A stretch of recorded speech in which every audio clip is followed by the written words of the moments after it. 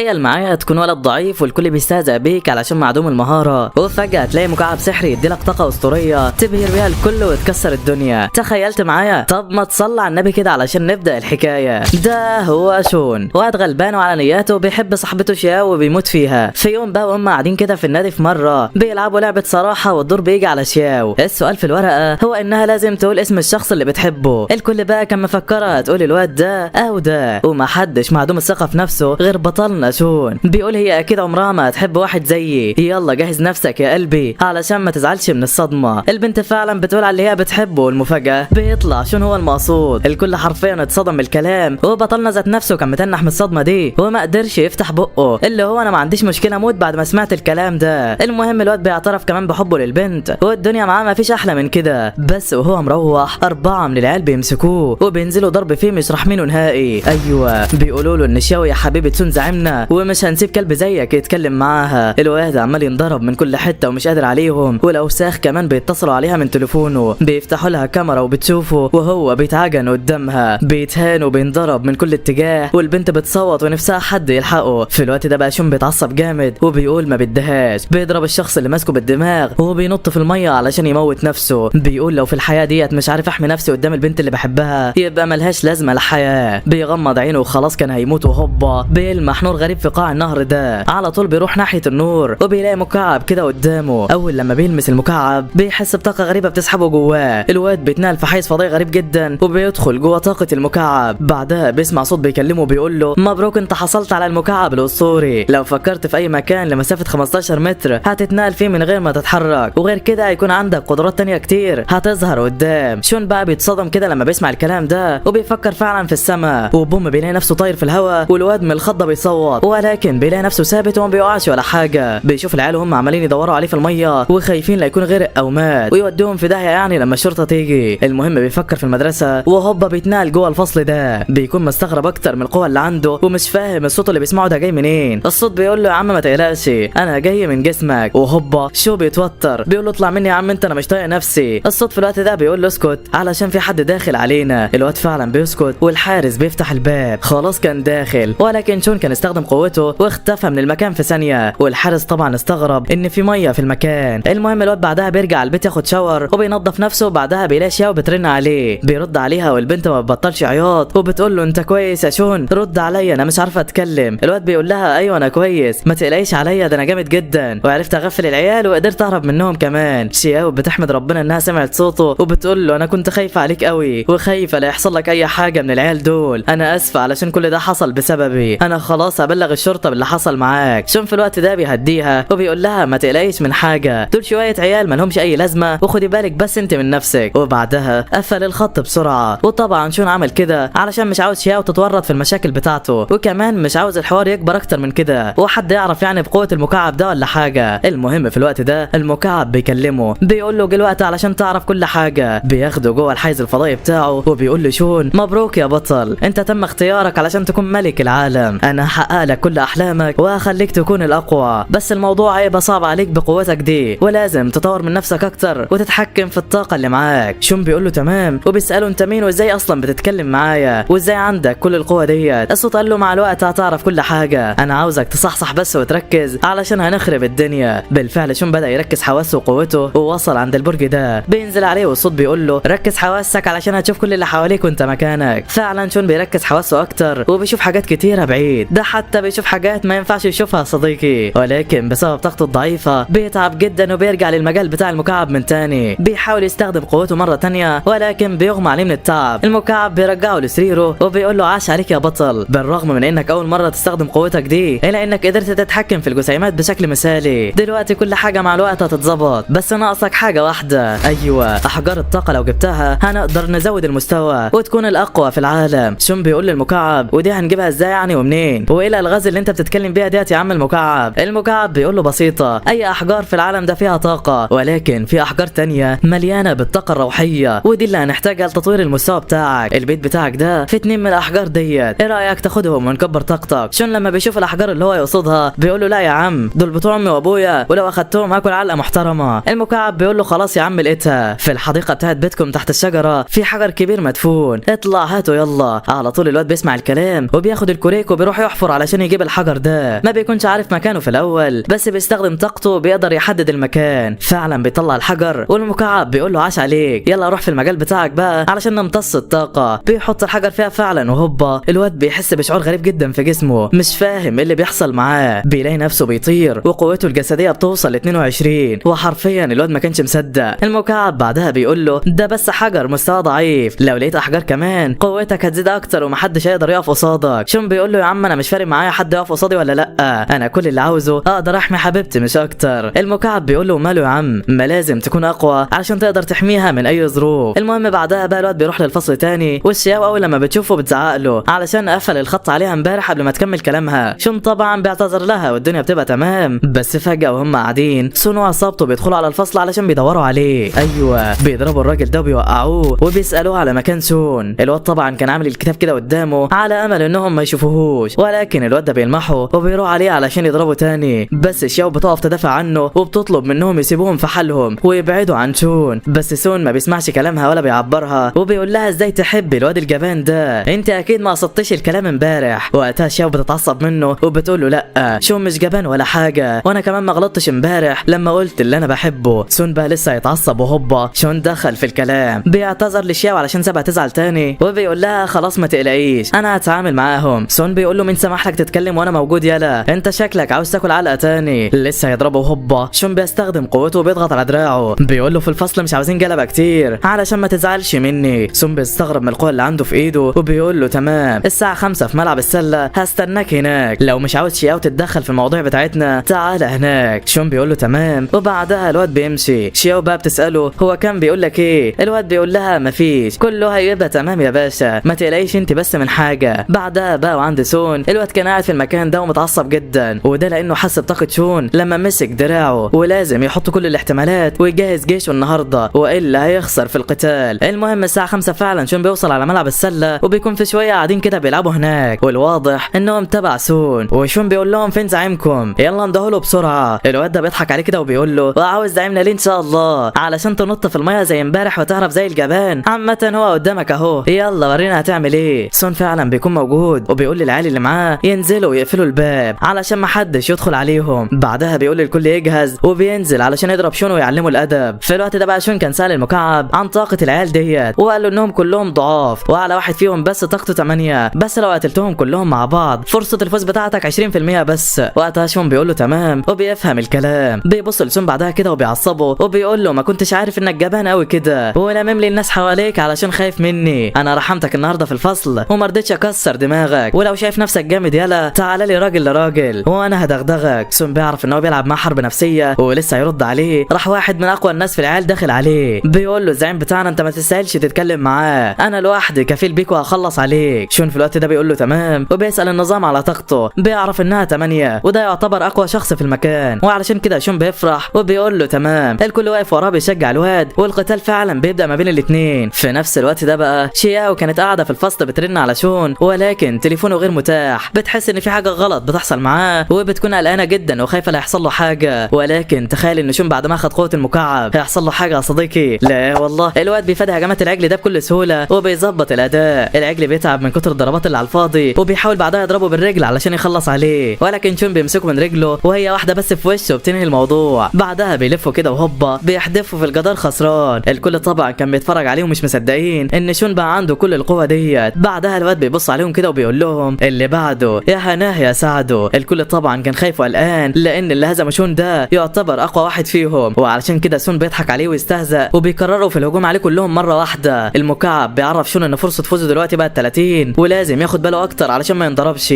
بالفعل القتال بيبدا واول شويه بيدخلوا على شون علشان يضربوه، بس الواد بيتفادى الهجمات بتاعتهم وبيضربهم كمان، والمكعب بيحذروا من اللي هيجي في ظهره. الواد فعلا بيسمع كلامه وبيضربه وكان مسيطر في اول القتال، بس اعدادهم كانت كتيره جدا والواد مش قادر عليهم كلهم، وعلشان كده شون بقى كان بيتفرج عليه وفرحان جدا، وده لان لما شون يهبط هو هيخلص عليه وهياخد اللقطه. بس انت متخيل بقى ان شون هيديله اللي هو عاوزه؟ لا والله الواد بيطير كده على واحد فيهم وبيديله رجل في الحته الخطره ربنا يبعدها عنك يا صديقي. بيطيره لفوق وشون لما بيشوفه بيتعصب جدا بيقول للكل يحاصروه ويضربوه، بس شون بيجري بعيد عنهم ويتفادى الهجمات. بوم بينزل على اللي بعده يكسر الاداء يمين شمال محدش قادر عليه، والواد لوحده مكسر دماغهم. بس في الوقت ده 3 بيحاصروه من كل اتجاه. شون بقى لما بيشوفهم عليهم كان مبسوط على الاخر، ولكن تخيل ان ده هيفرق معاه. قولها معاه صديقي. لا والله، بوم الواد بيشتغل ضرب في الثلاثه مش راحم ابوهم. بيمسك الواد ده من رجله يفسحه على الاخر وبيحدفه في وشه سون، بيوقعه على الارض، وبعدها بيمسك كل اللي واقف يخلص عليهم. سون طبعا كان لسه بيشيل الواد ده من عليه وهوبا اتصدم. ايوه، شون خلص على كل جنوده وخلاص رايح عليه علشان يكسر دماغه. الواد حرفيا لما شافه كان هيعملها على نفسه ومرعوب ومش شايفه قدامه. شون بقى هو كمان بيتقدم عليه، والمكعب بيعرف شون ان طاقته خلاص خلصت ومش هيقدر ان هو يضربه. بس الواد خلاص عقد العزم والنية والدنيا في دماغه مهلبيه. لسه كان هيضربه بيدخل عليهم مجموعه من المافيا. ايوه، هم كانوا مستخبيين ومستنيين فريق سون اللي معاه علشان يهجموا عليهم من ظهرهم ويستولوا على المدرسه دي، وده لان سون عنده عداوه معاهم وفي عركات ما بينهم. سون طبعا ما كانش موافق ومتعصب علشان هم يعتبر بيغفلوهم وبيستغلوا ضعفهم. العيال هم كمان بيستهزئوا بيه وبيتنمروا وعاوزين يحتلوا المدرسه. بس في الوقت ده شون بيقول لهم مفيش حد هينزل المدرسه ديت من غير اذني. تمام. الزعيم بتاعهم بيقولوا مين الكلب ده كمان؟ رجاله خلصوا عليه. العيال فعلا بتروح عليه وشون بيجري منهم لقدام. المكعب بيقول له على فكره، وفعلا شون بينفذها. ايوه، بيطلع على وحده التحكم وبيقفل الكهرباء، بعدها بيستخدم الانتقال بتاعه هوبا بيخلص على كل العيال في ثواني. الواد ده بقى كان لسه رايح يد النور وبوم لقى الزعيم بتاعه بياخد البوكس الاخير. طبعا هو كمان بياخد تمامه، وسون لما بيشوف القوه ديت بيقول ما بدهاش، بيطلع يجري منه ومفكر ان هو هيعرف يهرب ولا حاجه. بس على فين يا حزين، ده شون عم الجامدين. الواد بيوصل قدامه بسرعه الضوء وبيقول له لازم تاخد تمامك حالا. الواد بيعتذر له وبيقول له ان هو مش هيكررها تاني، وشون بيقول له تمام. لسه هيكمل ضرب فيه بيسمع صوت الشرطه واقفه قدام النادي بتنده عليهم. ايوه، شياو قلقت عليه وبلغت الشرطه، وهي دلوقتي جايه علشان تلحقه. مش عارف الشرطه بتوصل متاخر كده لا صديقي، ما علينا. المهم شون لما بيسمع الكلام ده بتيجي في باله فكره جهنميه. بيفتح فعلا الباب والشرطه بتلاقي سون وهو بيمثل ان هو ضربه، بيتاخد بعدها على السجن يعترف بكل اللي عمله. وطبعا بطلنا بيطلع منها زي الشعره من العجينه، وكمان شياو بتكون قلقانه عليه ومكسب من جميع الجهات. المهم بعدها بقى وفي اليوم الثاني شون بيقرر يطلع يدور على احجار تانية علشان يطور قوته كمان وكمان، ومحدش يقدر يضربه. ولكن الاحجار كلها محطوطه باسعار خزعبليه، والواد بالقرشين اللي معاه يا دوبك يعرف يشوفهم وبس. وعلشان كده بقى شون بيقرر يسافر ويدور على الاحجار ديت باستخدام قوته ويجيبهم يعني ببلاش. بالفعل بيوصل عند الغابه ديت وبيكتشف وجود حجر اسطوري فيها، وبيبدا يحفر علشان يوصل له. ولكن الحجر بعيد جدا عن سطح الارض وقدامه شهر ولا حاجه بسرعه ديت علشان بس يقدر يوصل له. وعلشان كده المكعب بيقول له على فكره، والواد بسرعه بيروح علشان ينفذها. والفكره بقى باختصار يا صديقي انه هو عارف ان الجواهر ديت موجوده جوه كهف في الارض، فيقرب من الكهف لاكبر قدر ممكن وبعدها يستخدم تقنيه الانتقال ويدخل جواه. بالفعل بيقرب منه فعلا وبوم بيتنقل جوه الكهف ده. الارضيه بتاعته مزحلقه فبيقع كده، وبعدها بيفتح الكشاف علشان يدور على الاحجار. بيفضل يلف في المكان لحد لما بيعرف ان الاحجار ورا الجدار ده، بس طبعا مش هيعرف يحفر فيه وكان زعلان جدا. بس فجاه بيشوف الهواء في المكان، وايوه ده معناه ان في فتحه هواء هو هيعرف يعدي منها ويوصل للاحجار ديت. بيعدي منها فعلا وبيدخل على مكان الكنز وبيوصل عند الصخره دي. بيحدد الهدف اللي قدامه، وايوه هي الاحجار الزرقاء. في نفس الوقت ده بقى كان وراه تعبان عملاق محدده هدف برضه وعاوز ياكله. لسه يقرب منه هوبا راح شون رايح على الحته اللي بعدها. التعبان ما سابوش برضه وراح وراه علشان يخلص عليه، بس شون برضه من غير ما ياخد باله بيعدي على الصخره اللي بعدها وحرفيا التعبان هيتجنن. شون بعدها بيربط جسمه اخيرا وبيكسر الجوهره اللي هو عاوزها والدنيا تمام التمام. واحده منهم كانت هتقع كده وهوبا لحقها في اخر لحظه. كان فرحان بقى والدنيا تمام وبيبص حواليه كده علشان يعرف مكان باقي الاحجار، وهوبا بيشوف التعبان اخيرا بيهجم عليه والواد من الخضه بيقع لتحت. التعبان هو كمان بينط عليه علشان يقتله، بس في اخر لحظه الحبل بيمسكه. التعبان بيقع في الميه هو كمان. الواد بقى كان لسه هيفرح وهوبا الحبل اتقطع وقع في الميه. التعبان مسكه وبيضغط عليه وخلاص هيقتله. الواد حاول يستخدم الانتقال بتاع المكعب ويهرب من المكان، ولكن لازم ما يكونش حد ماسك فيه علشان يقدر يهرب. التعبان بقى كان قرب منه وخلاص هياكله، راح بوم شون ضربه بالحديده ديت خلاه يسيبه. بيتنقل بعدها جوه الحيز الفضائي بتاعه وبيطلع كل الاحجار اللي جمعهم علشان يطور نفسه. المكعب بقى بيقول له تمام هطور لك اللي انت عاوزه، بس في الاول لازم تعرف انك لو جمعت 3 من الاحجار الصغيره ديت مع بعض هيطلع لك حجر عالي الكفاءه طاقته اعلى من دول وممكن يطلع لك ميزه خاصه. انت معاك حاليا 11، ايه رايك تدمج 9 احجار وتحولهم لاحجار عاليه وتسيب الحجرين بس وتمتصهم دلوقتي؟ شون بيقول له هو الدمج ده بياخد وقت ولا ايه؟ المكعب قال له ايوه الدمج بيقعد 100 ساعه بالتمام. الواد طبعا بيتصدم وبيقول له خلاص يا عم امتص حجرين بس. المكعب بيمتصهم فعلا وطاقه الواد وسرعته بتزيد اضعاف. بيرجع المكان من تاني بعد ما استجمع قوته وبيقول للتعبان تعالى. التعبان بيهجم عليه، بس فين يا حبيبي فين؟ شون بيستخدم قوته وسرعته بيبهدله وحرفيا التعبان بيدعك قدامه. طب خد دي كمان علشان زنقت عليا. ايوه شون خلص على التعبان وكمان لقى حجر اخر جمدان. في نفس الوقت ده بقى كان العيال اللي شون علم عليهم قاعدين مع بعض كده ومتضايقين، شكلهم ناويين ينتقموا منه، فيا ترى هيقدروا عليه؟ ده عندها. بعد بقى ما شون بيرجع من الكهف بيروح على حبيبته شياو علشان يخرجوا سوا، الاتنين بيلبسوا ويتشيكوا والدنيا اخر حلاوه. البنت عسوله وقمر في كل حاجه، وشون كل شويه بيقع في حبها اكتر. بيقول لها انا مش عاوزك تقلقي من حاجه طول ما انا جنبك، واوعدك ان دايما هكون معاكي ومش هسيب حاجه تحصل لك ابدا حتى لو ده هيكلفني حياتي. شياو بقى بتفرح جدا من كلامه وكانت في قمه السعاده. بعدها بقى الاتنين بيروحوا مع بعض في المكان هنا وبيقعدوا يلعبوا سوا. شياو بتحط الحلاوه في ايديها والمفروض ان شون يقول هي موجوده في انهي ايد. الواد فعلا بيستخدم قوته وبيجاوب صح وبياخد الحلاوه منها كل مره. شياو تعمل تاني والواد برضه يجاوب من جديد وبعدها ياخد الحلاوه. البنت خلصت الكيس عليه والطفس ما سابلهاش ولا واحده. البنت بقى بتستغرب وبتقول له انت ازاي بتقدر تعرف مكان الحلاوه؟ انت اكيد مش طبيعي. شون بيقول لها بسيطه قوي، انا بس عندي قوه جامده بتخليني اقدر اشوف اللي في ايدك. البنت طبعا بتفكره بتهزر وبتقول له خلاص وبتكون كده زعلانه منه، ولكن بيطلع لها جوهره خضراء والبنت بتفرح بيها جدا وبعدها بتصالحه. المهم بقى في نفس الاثناء ديت كان الاثنين اللي شون علم عليهم قاعدين في المقهى ده وبيخططوا علشان يقتلوه. الواد ده كان متعصب بزياده وعمل لشون حوار مش هيقدر عليه. ايوه هو بيخطط يوقع ما بينه وما بين واحد اسمه وان غزي واللي هو رئيس اخطر عصابه موجوده في المنطقه ديت وشغال عنده ناس قدرات عاليه جدا وشون مستحيل يقدر عليهم. شون بقى لما بيسمع الخطه ديت بيتجنن، بيقول له يا عم اهدى، ده لو وان عرف اننا بنحور عليه فاحنا الثلاثه هنموت، ركز شويه كده علشان ما توديناش في مشاكل. الواد فعلا بيقول له تمام ولكن بيقرر ينفذ الخطه اللي في دماغه. المهم الصبح تاني يوم شون بيفضل يتصل على شياو علشان يقابلها ولكن البنت ما بتردش عليه والواد بيستغرب جدا لانها اول مره تعملها وحاسس يعني ان فيها حاجه. ما بيعديش ثانيه وبيسمع اتنين من وراه بيتكلموا عن حادثه اختطاف بنت حصلت في سكن البنات. الواد على طول بيترعب وبيفتح سجل المكالمات بتاعته علشان يشوف في ايه. بيلاقي شياو رنت عليه اكتر من 50 مره ولكن هو كان نايم وما سمعش التليفون. بيجري بسرعه على مكان الاختطاف وبيلاقي شرطه كتيره وناس ملمومه، الكل بيتكلم عن البنت اللي اتخطفت. وايوه بتطلع هي شياو واللي العصابه قدرت انها تخطفها قدام الكل ومحدش قدر يلحقها. شون بقى لما بيعرف اللي حصل حرفيا بيتجنن، بيحس ان الدنيا بتلف بيه. بيشوف سون كده موجود في المكان قدامه وبيطلع منه بسرعه وتحس ان هو بيهرب كده. على طول بيروح له في المكان وبيقول له مالك كده متوتر يالا؟ ده انت حتى حاولت تهرب اول لما شفتني، معاك 5 دقايق، لو ما قلتليش كل اللي تعرفه هقتلك حالا ودلوقتي. سون بقى كان لسه هيتوه في الكلام وبوم شون بيضرب واحده في الجدار، بيدغدغ ابوه بيقول له مش عايد الكلام بتاعي من تاني، احكي اللي تعرفه يلا. سون فعلا بيبدا يحكي له القصه بالكامل وبيعرفه الحكايه من اولها. في نفس الوقت ده بقى كانت شياو موجوده في المبنى ده ومربوطه ومتكتفه بقها مكتوم وفعلا بتطلع مخطوفه. الواد بقى اللي كان مع سون هو كمان كان مربوط وانغى حاطط في بقه البتاع ديت بيجهز علشان يقتله. ايوه هو بيسخن بس كده علشان يعرف اللي قاله له صح ولا غلط، ولو طلع غلط طبعا مش هيحصل له كويس. بعد كده وانغى بقى بيروح على شياو علشان يشيل البتاع اللي على بقها، بيقول لها يلا يا قطه جدورك علشان تتكلمي وتعرفيني مين شيكوك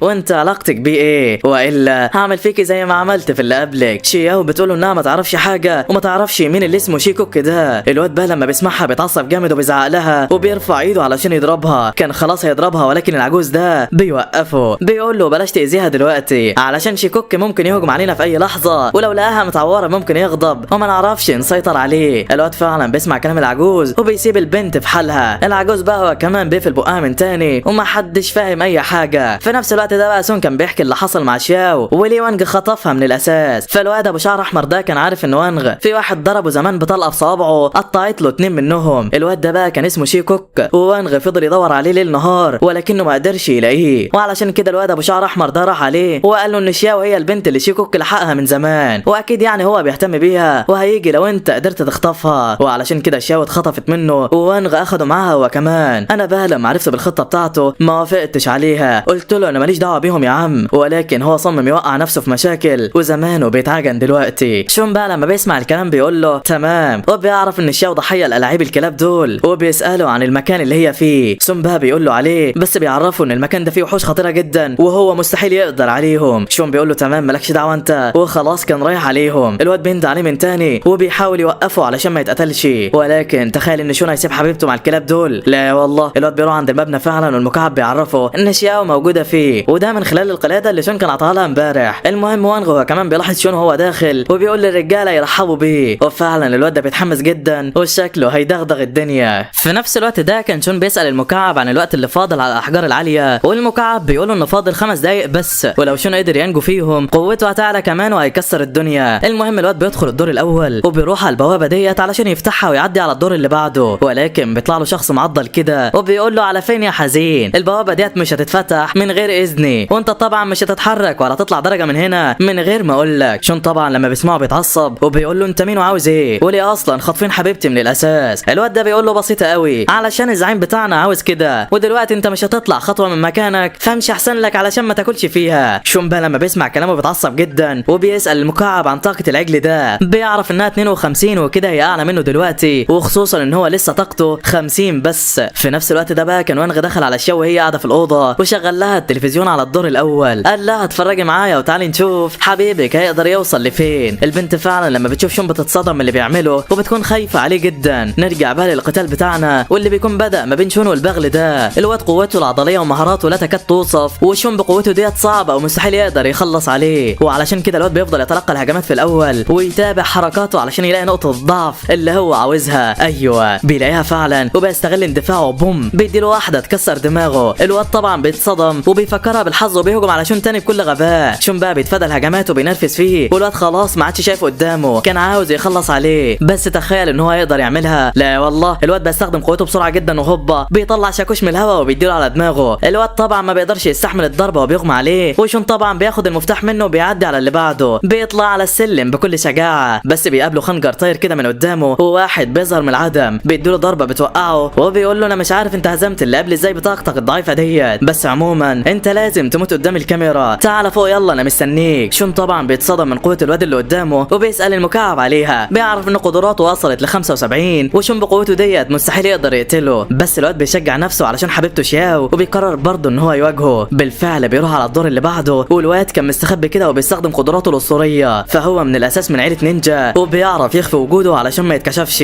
بيهجم بعدها على شون من ظهره وبوم شون بيديله واحده تكسر دماغه. الله هو عملها ازاي؟ وبيتضح ان المكعب بيعرف شون بتحركات الواد ده بالكامل، واي مكان بيطلع منه هيلاقي القلم التمام مستنيه. الواد طبعا بيتعصب وبيهجم اكتر بكل غباء، ولكن بالمكعب التمام هياخد الضربه التقيله يا صديقي وربنا يبعدها عنك تاني. المهم الواد كده خلاص انتهى بمساعده المكعب، ولكن في الادوار اللي فوق صعب جدا يقدر يخلص على الناس اللي فيها، وبالذات يعني الدور الاخير. بالفعل الواد بيوصل للدور الثالث وهناك بيقابل عجوز معضل كده اسمه هيون. العجوز بيقول له عاش عليك، قدرت تعدي من الاثنين اللي قبلي، لا وكمان وصلت لي هنا. شون على طول ما بيستناوش يكمل كلام وبيهجم عليه بكل غباء، بس العجوز بيصد الهجوم بتاعه وبيحدفه في الارض قدامه، بيقول له هجومك حلو وكل حاجه بس طاقتك ضعيفه قوي. وبنكتشف ان هيون قوته معديه ال100 يا صديقي، وشون حرفيا لا حول لي ولا قوه قدامه. العجوز هو كمان بيمسكه من رقبته وبيحاول يخنقه، والواد بيعافر بكل قوته علشان يقدر عليه، بس للاسف العجوز قوته تفوق الخيال وشون خلاص كان هيموت. على طول بقى بتيجي في باله فكره وبيستخدم سكينه الشخص اللي هزمه قبل شويه. هيون بيمسك ايده ديت ولكن الواد بينقلها للايد الثانيه وبيفك نفسه في ثانيه. بيسال بعدها المكعب عن الوقت الفاضل للاحجار العاليه، بيعرف انها دقيقه بس اللي فاضله، وده معناه ان لو شون قدر يعيش دقيقه كمان هيقدر يخلص على العجوز. بس هيون ده قوته تفوق الخيال وبيمسك الواد ده حرفيا يدغدغ دماغه، بيكسر دراعه وبيرميه في الارض، وشون قدامه مش قادر يعمل اي حاجه، بيحاول عليه بكل الطرق ولكن برضه ما كانش قادر. بياخد ضربه كمان بكل طاقته وبيقع على الارض ما بينطقش تاني. هيون بقى كان لسه يفرح بانتصاره وبوم بيحس بطاقه مرعبه جايه من شون. ايوه الواد اخيرا امتص حجر الطاقه وقوته بتزيد بجنون، بيخلع التيشيرت بتاعه وبيبص عليه بعد ما شاف نفسه وبيقول له عاش عليك، احنا كده خلصنا التسخين بتاعنا، يلا بقى نخش في المفيد. هيون بقى لما بيشوفه بيتصدم وبيقول له يلا بينا، بيهجم عليه بكل غباء وهوبا انت هتكتر ولا ايه؟ ده انا شون عمك يلا، بيديله بالبوكس في ثواني وبيدغدغ ابوه. وهيون ما بيكونش فاهم كل القوه ديت جات له ازاي، بيحاول يهجم عليه من تاني ولكن خلاص يا حبيبي شون فالك بالحجر العالي وهيكسر كل الخوالي. وانغ بقى لما بيشوف اللي بيحصل ده ما بيكونش مصدق عينيه، مش عارف الواد ده جاي من انهي مصيبه، بس المساعد بتاعه بيهديه بيقول له ما تقلقش لسه قدامه الدور الاخير، وهناك البنت اللي لو خلعت السوار فاحنا شخصيا لازم نهرب من المكان، فخليه يطلع لموته يعني، وادينا قاعدين بنتفرج. بالفعل شون كان طالع على الدور الاخير وجسمه كله متكسر مش قادر يتحرك، بيسال النظام عن طاقه الاثنين اللي في الدور الاخير ولكن المكعب بذات نفسه مش عارف يحددهم من هنا، والقتال في الحاله ديت اشبه بالانتحار. بس الواد بيشجع نفسه من جديد علشان خاطر حبيبته، بيقول حتى لو انا هموت، مش هسيب يحصل لها حاجه. بيطلع لفوق فعلا وبيوصل لحد الباب وبوم بيفتحه، بيلاقي الاتنين دول قدامه مستعدين كده على الاخر وشكلهم مستنيينه. ومن الاخر بعد ما شون بقى بيوصل للدور الاخير بيلاقي البنت ديت على طول بتجري ناحيته وبتحط عليه الجهاز ده، ولكن النتيجه بتطلع صفر. والبنت بتستغرب جدا لانه ما عندهوش اي قدرات خارقه، وبالرغم من كل ده قدر يهزم كل اللي قبله. الراجل بقى اللي معاها هو كمان بيفحص باقي الحيويه بتاعته وبرضه بتطلع صفر. الله، هو ازاي هزم كل اللي قبله؟ البنت بقى وقتها بتتحمس جامد وبتعرف ان وراه لغز وبتكرر تفكه. بتقول للراجل اللي معاها ما تتدخلش في القتال، ده بتاعنا. بتقرب من شون بعدها كده وبتسلم عليه، والواد زي العبيط بيسلم عليها وهوبا اترزع البوكس التمام. بيتعصب جامد وبيرد لها الضربه، والبنت على عكس توقعه بتتحمس اكتر واكتر. بتقول ايوه هو ده اللي انا كنت عاوزاه، ده طاقته زي الجوهره اللي نزلت في البحر، انا عاوزه من دي كمان. شون بقى بيقلق من البنت ديت وكلامها وبيرجع لورا كده علشان ياخد حذره، بس البنت بسرعه جنونيه جدا بتضربه وبتديله رجل بترميه على الارض، بتروح عليه وهو واقع وبتضحك عليه كمان. بوم بتديله رجل تانية تكسر عظمه، والواد بيستغرب من كميه القوه اللي عند البنت ديت. بيقول هو ازاي كده، اكيد فيها حاجه غلط. بالفعل البنت بتروح تهجم عليه من تاني، وشون مش قادر يعمل معاها اي حاجه. كل لما يرد لها ضربه البنت تضحك من تاني وسرعتها تزيد وقوتها. الواد ما عادش عارف يعمل ايه معاها. الشخص ده هو كمان كان بدا يلاحظ تطورات في ايديها وشكله قلقان من حاجه. بالفعل البنت بتتحول لشكل مرعب وجسمها عمال يتغير، سرعتها بتزيد وبتنجح انها تعور شون في دراعه وخلاص الواد هيموت. بتتحرك بسرعه اكبر كل شويه وبتعوره، والواد بياخد الضربات وبس. بيطلع حاجه كده يصد الهجمات بتاعتها ولكن بلا اي جدوى. البنت قدراتها عماله بتزيد وبتقدر انها تعوره في ظهره، بتمص دمه كمان وملامحها بتتغير بعد ما بتمتص الدم ده. عضلاتها بتكبر اكتر وشكلها بتتحول لوحش. الراجل بقى اللي معاها اول لما شافها في الحاله ديت على طول بيطلع ابره كده من معاه علشان يهديها، وفعلا البنت بتقع على الارض منهكه ما تتحركش،